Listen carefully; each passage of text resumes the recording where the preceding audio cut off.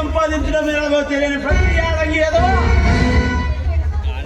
రాజకీయాన్ని పెట్టుకొని ఈ స్వార్థ కోసం పేద ప్రజల కాలం మీ బ్యాంక్ బ్యాలెన్స్ మార్చుకుంటున్నారు.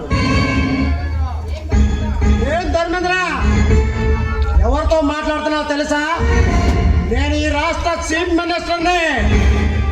నువ్వు చీఫ్ మినిస్టర్ కాదు, చీఫ్ మినిస్టర్.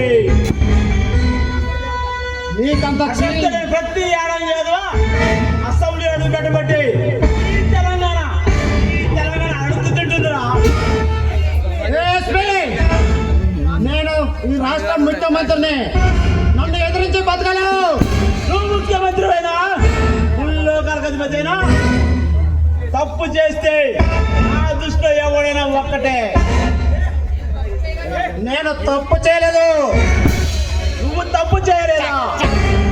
ఆ పేద ప్రజలు నివసిస్తున్న స్థలాన్ని అందుకు అడ్డుపడ్డ వారిని చిత్రహింసలు గురి చేసి చంపడం తప్పు కాదా? బాంబే హైదరాబాద్ జైలు పారిపోయి వచ్చిన బ్లాక్ టైగర్ కి ఆశ్రయం ఇవ్వడం తప్పు కాదా?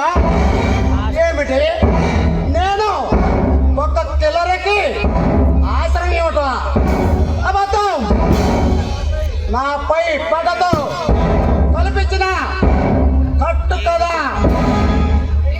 ఏ శివరాజ్, నువ్వేమిటో ఈ చరిత్ర ఏమిటో బాగా తెలుసు.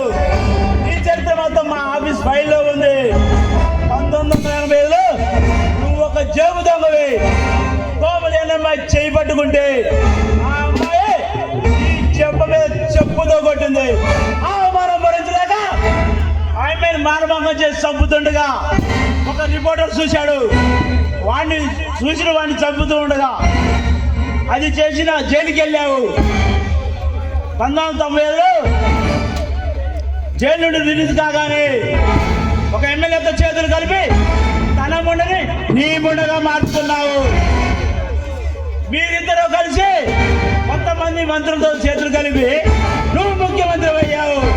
చాలా ఈ చరిత్ర ఏమని చెప్పమంటావా?